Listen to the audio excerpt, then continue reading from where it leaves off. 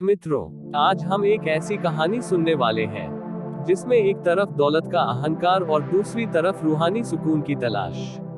कहानी का शीर्षक है चुंगी लेने वाला जक्कई और यीशु मसीह की कहानी। मित्रों, बाइबल के हर कहानी में छुपा हुआ है परमेश्वर का अनमोल शिक्षा जिसे हर मसीही को जानना चाहिए। अक्सर लोग सिर्फ मनोरंजन के लिए बाइबल की कहानियों को सुनते या पढ़ते हैं। ये गलत बात है। बाइबल कोई मनोरंजन का किताब नहीं है। बाइबल परमेश्वर का जीवित वचन है जिसमें ज्ञान का भंडार है। तो चलिए कहानी को शुरू करते हैं। मित्रों, बात उन दिनों की है जब यहूदिया प्रांत पर रोम का राज था। रोम के लोग अपनी सहूलियत के लिए यहूदियों में से ही कुछ लोगों को कर वसूलने का काम दे देते थे। ये कर वसूलने वाले, जिन्हें महसूलियत कहा जाता था, अपने ही लोगों से पैसा इकट्ठा करते और उसका एक हिस्सा रोमन सरकार को देते थे। लेकिन जैसा कि अक्सर होता है, इनमें से कई चुंगी लेने वाले बेईमान होते थे। वे लोगों से तय से ज्यादा पैसे वसूलते और बाकी अपनी जेब में रख लेते। इन्हीं में से एक था जक्कई। जक्कई यरीहो शहर का रहने वाला था और वो कोई छोटा मोटा चुंगी लेने वाला नहीं था। वह चुंगी लेने वालों का मुखिया था। इसका मतलब है उसके नीचे कई और चुंगी लेने वाले काम करते थे। सोचिए उसके पास कितनी ताकत और कितना पैसा रहा होगा। जक्कई को कोई पसंद नहीं करता था। लोग उसे लालची, बेईमान और पापी समझते थे। जब वो रास्ते से निकलता था तो लोग उससे दूर हट जाते थे, जैसे वो कोई छूत की बीमारी हो। जक्कई ने बहुत पैसा कमाया था, लेकिन क्या वो खुश था? क्या उसके पास सच्चे दोस्त थे? शायद नहीं। उसकी दौलत ने उसे अकेलेपन और नफरत के एक किले में कैद कर रखा था। अंदर ही अंदर कहीं न कहीं वो कुछ और ढूंढ रहा था, कुछ ऐसा जो उसे पैसे से नहीं मिल सकता था।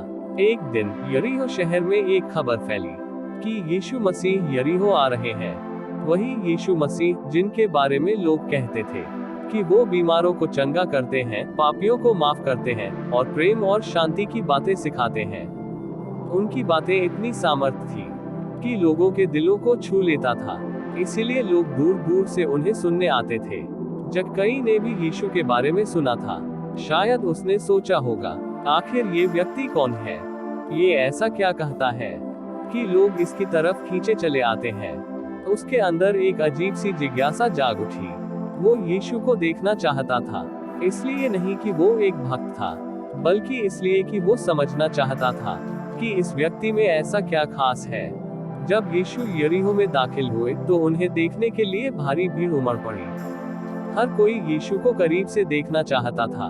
जक्कई भी वहां था, लेकिन उसके लिए एक बड़ी समस्या थी, क्योंकि जक्कई नाताकत का व्यक्ति था। भीड़ इतनी ज्यादा थी कि उसे कुछ दिख ही नहीं रहा था। वो उछल उछल कर देख रहा था, लेकिन कोई फायदा नहीं हुआ। लोग इतने करीब थे कि वो हिल भी नहीं पा रहा था। उसकी दौलत यहाँ किसी काम की नहीं थी। जक्कई ने देखा कि यीशु जिस रास्ते से गुजरने वाले थे, वहाँ एक गूलर का पेड़ था। उसके दिमाग में एक विचार आया। एक चुंगी लेने वालों का सरदार, जिसे समाज में इतना बड़ा दर्जा हासिल था, वो एक पेड़ पर चढ़ेगा, ये तो उसकी शान के खिलाफ था। लोग क्या कहेंगे? उसने कोई परवाह नहीं की। वो भागकर उस पेड़ के पास गया और झट से उस पर चढ़ गया ताकि उसे यीशु साफ साफ दिख सके। अब आप सोचिए, वो पेड़ पर बैठा हुआ था, लोगों की भीड़ नीचे थी और हर कोई यीशु को देखने के लिए बेताब था। जक्कई का दिल तेजी से धड़क रहा था। क्या मैं सच में यीशु को देख पाऊंगा? और फिर वही हुआ जिसकी किसी ने कल्पना नहीं की थी। जब यीशु उस गूलर के पेड़ के पास आए तो उन्होंने रुककर ऊपर देखा। उनकी आंखें सीधे जक्कई से मिली। वो ऐसा पल था जिसने जक्कई को अंदर तक हिला दिया होगा। यीशु मुस्कुराए और जक्कई का नाम लेकर बोले, जक्कई, जल्दी नीचे उतर आ, क्योंकि आज मुझे तेरे घर ठहरना है। यह सुनकर जक्कई हैरान रह गया। पूरी भीड़ हैरान रह गई। एक चुंगी लेने वाला जिससे हर कोई नफरत करता था, उसके घर यीशु रुकेंगे? ये तो असंभव था। लोगों में कानाफूसी होने लगी। लेकिन जक्कई की दुनिया तो मानो बदल गई थी। वो जल्दी से पेड़ से नीचे उतरा और खुशी खुशी यीशु को अपने घर ले गया। आप कल्पना कर सकते हैं कि उसके दिल में कितनी खुशी और कितना सुकून महसूस की होगी। कोई ऐसा व्यक्ति जिसने उसे कभी नहीं देखा था, उसके नाम से उसे बुलाया और उसे अपने साथ रहने का सम्मान दिया।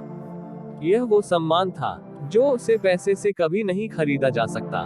जैसे ही यीशु जक्कई के घर में दाखिल हुए, जक्कई खड़ा हो गया और उसने यीशु से कहा, प्रभु, मेरी आधी संपत्ति मैं गरीबों में बांट दूंगा, और अगर मैंने किसी का कुछ बेईमानी से लिया है तो मैं उसे 4 गुना लौटा दूंगा।